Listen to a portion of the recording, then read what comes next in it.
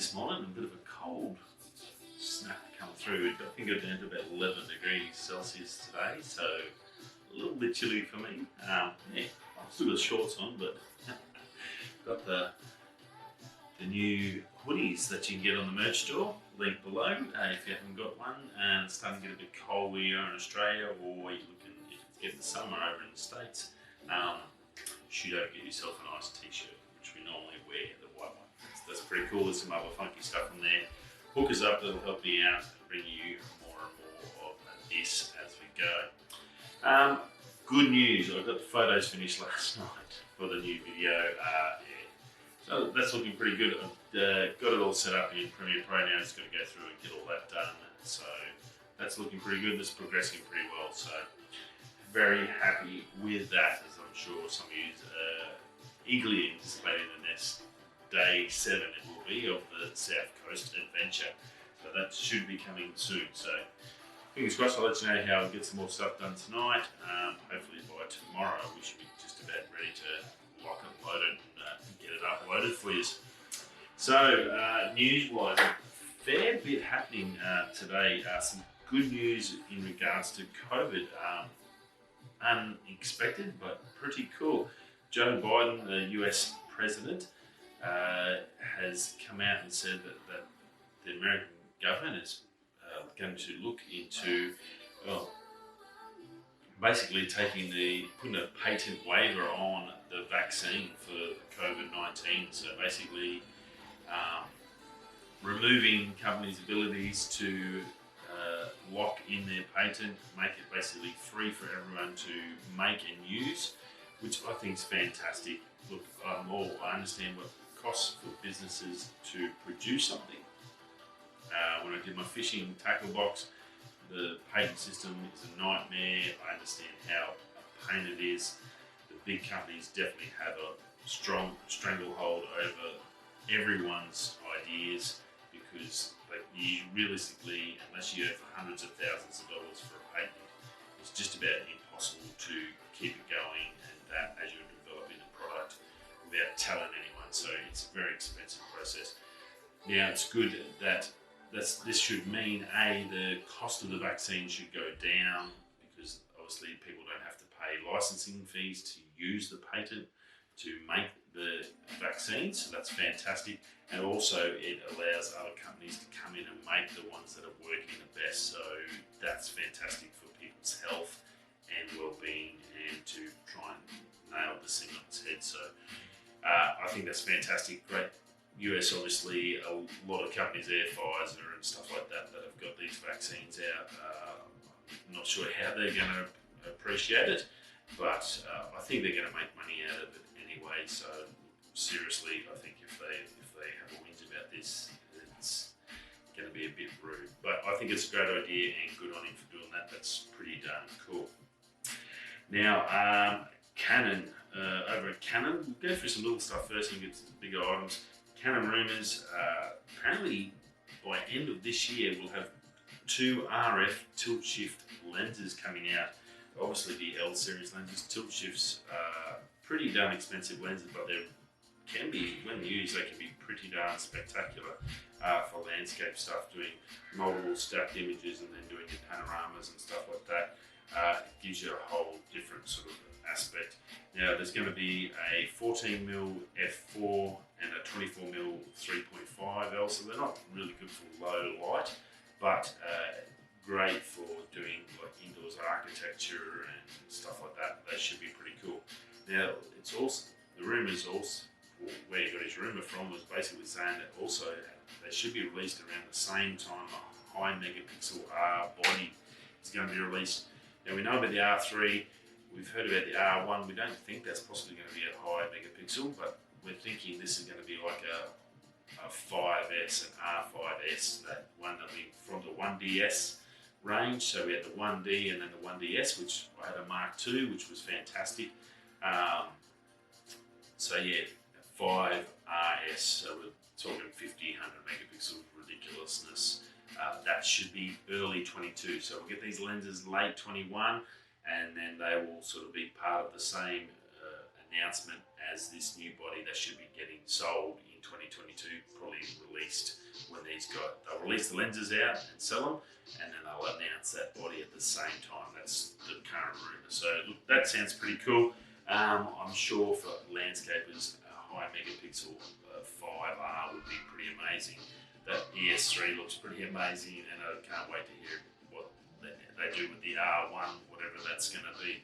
So there's so much happening in Canon. It's pretty much a bonanza of options if you can afford it. None of it's cheap. That's the only problem I have with it. None of it's very affordable. It's all in the 5-10 grand sort of range. So that's the issue. Just need to save our pennies. Or should have bought Bitcoin when I had a chance, or this new Dogecoin. That's insane. Like cryptos. Wow. Anyway, no, but maybe one time I'll guess right. Now, Apple AirTags. There's videos already out with ways you can drill through the plastic on, there's 3 spots on the Apple AirTags. People are drilling through them, so they don't have to pay $50 to $400 for a carrier for their tags. Pretty wild. Obviously, Apple would be real happy about it, but at $30 who really gives you, you're going to throw it in the bin anyway unless the battery is flat. But yeah, look, they're going to be cheap Alibaba, AliExpress models coming out for $2, $1. I'm sure you'll get plastic rubber, whatever's. So you probably don't need to go to these lengths, but interesting to see people already drilling through them to find ways to bypass the Hermes and the $80 tag holders that Apple sells, which is pretty crazy anyway. So they really need to get like a cheap range. Apple needs a cheap brand. I don't know what you'd call it. Maybe Mandarin or something.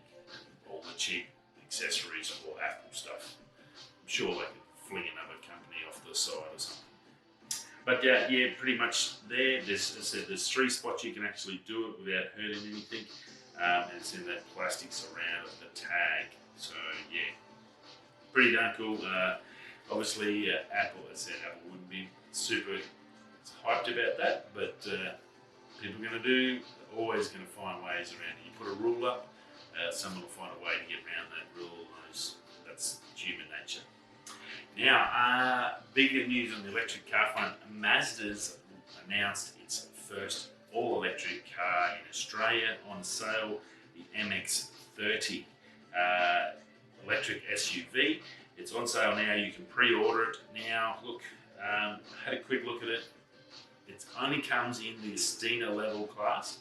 So Estina is like their premium, I guess, like a luxury, like an L series lens, so a luxury lens. It's pretty interesting with the way they've gone it now. Because it only comes in one option, you'd think, and it's the top of the range, you'd think it would be pretty cool and have some great specs. No. Okay, it's 71 grand. Basically, if you don't want a white one, it's going to cost you $71,000, which is just incredibly insane for a Mazda. Way overpriced. Range only 200 k's. That's not even. Yeah, that's not real good. I'm regularly doing 250 to 300 k's going to Brisbane at the moment and back and forth to the Sunshine Coast. There's no way you can do that because I thought that was pretty weird. Why would you release a car with just crappy range? You need at least 400 k's. There's a Hyundai that's 200 k's, and we met a couple of people in the South Coast trip that had one, and they paid 60 grand for a Poxo Hyundai, which I thought was insanity, and only had 200 k's range, and they really had to sit down and measure distances and go through Google Maps to get distances to work out where they could go. It was a nightmare for them. They liked it because they were, I guess, into the whole experience and they didn't really care, but they had to really sit down and plan their whole trip. It was not easy, let's just drive there. You can't do that. Especially in Australia, chargers are pretty crap. The charging system is nowhere near close to what it needs to be. That's pretty crazy. Only 107 kilowatts, so it's not going to be any Thunderbolt off the line either. Pretty average there. They're only selling 100. There's one already sold before the pre-order. I don't know how you buy it before the pre-order goes online, but it's someone that somehow swung it. I guess I'm one of the first. It's only got a 35 kilowatt battery. Obviously, that's the range is an issue. Now look, if you're charging it from normal socket at home or normal GPO at home, 20 to 80% in 9 hours. Again, that's a hell of a lot of time to sit on the charger at home. Yeah, not a bit weird that. 3 hours if you buy the wall box from Mazda, you buy a wall box, get that installed. That's got a bit more grunt in it. That'll give you 3 hours to get that charged up. So that's probably realistically you're gonna need to do that. So add that onto your 71,000, whatever the wall box is. They don't give you that as an option or accessory when you buy the car, which is stupid. Electric cars, and especially houses, I think houses now, if they're getting new builds, they need to have options for car chargers, electric car chargers in the shed. It's a great sale add-on. It's an environmentally friendly sort of a thing. You get solar now, you need batteries, and then if you get this car charger that hooks to that, basically you get free power, free car, free fuel. So I think houses need to do it, but also car manufacturers, if you get electric cars, you need to sell the chargers for the house as an optional accessory. So you can buy it once and then get it fitted at your house by a Sparky. So definitely warranted.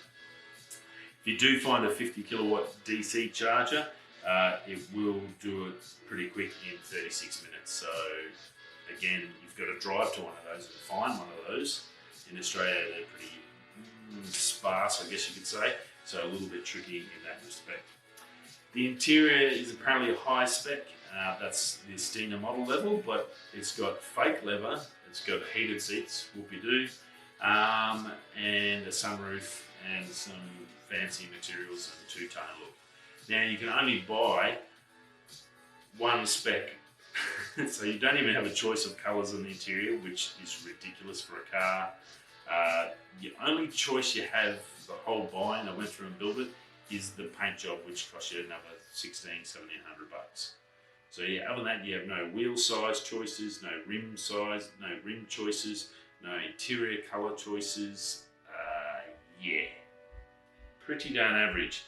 5-year warranty, which is well below standard for now. I think the new Mitsubishis are 10-year warranties. And this is only a 5-year warranty for an electric car, which basically doesn't need any servicing anyway.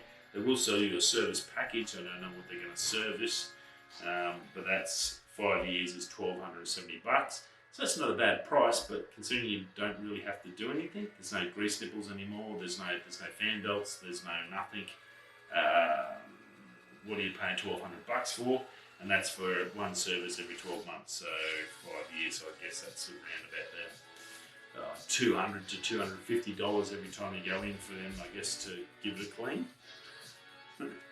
And only 4-wheel drive. It's an SUV with only 4-wheel drive, so not going to be much good if you do go on like a dirt road that's got mud or some whatever, and you're going to get bogged as well. So look, overall, great to see them bring electric cars in, but this is well subpar of anything.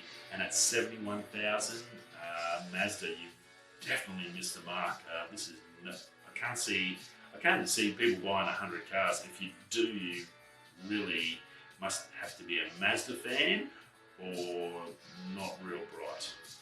I think that's as a value proposition. There is zero value in that proposition for $71,000. That's insane. That is, you could buy like an M2 BMW for that. Why would you buy this? It's just a no-brainer. Just way overpriced. This should be a $30,000 to $40,000 car maximum for what the features you're getting.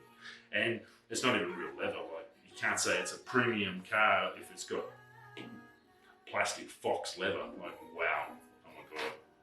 Anyway, that's that. So, bit disappointing there. Good to see electric cars. We get more and more, but they've got to be decent. No one's going to pay good money. We've got to work our asses off. No one's going to pay good money for crap cars, and that's a crap car. I'm sorry, I would not pay for that. That's a Hyundai spec car, that is. Abu Garcia, great reels. I started off with a C4 when I first started on braid. Always good reels. Obviously, I love my Shimano and my Daiwa. It's a bit of a mix-up between those, but definitely probably prefer my Shimano or my Calcutta, but entry level Abu Garcia, mate, bulletproof, strong reels, definitely no issues there. They've got a new series out, the Max series. There's 3 different reels. I looked at the Pro one, which is the upper echelon, obviously. Go to the best and see what they are. Now, this is the Pro one, and it's only $85 US. That's only about 110 bucks Australian. That's ridiculous. Now, this is a value proposition, Mazda. Have a listen to this. For $100 Australian, which is probably $600 cheaper than a Shimano Calcutta, this is what you get. You get a 90mm handlebar with oversized knobs, soft touch, 8 bearings, 7+1 roller, 7 kilos or 15 pounds of drag, which is plenty. 30 pounds of braid, you can get 122 meters on, which is just awesome. So a big spool, 7:1 gear ratio, that's super fast, 28 inches or 71 centimeters per line. That's a huge amount of line to pull in. Said 85 bucks. It's got Duragear brass gears, whole frame and side panels, graphite, so super light, 7.4 ounces. Great little series if you're a young lad or daughter's getting into fishing. They want something that's not just a cheap old plastic Kmart jobby. Abu Garcia can definitely recommend a great way to get in. This series for that price is pretty darn special. You're getting a lot of reel for a little money. That's a lot of tech.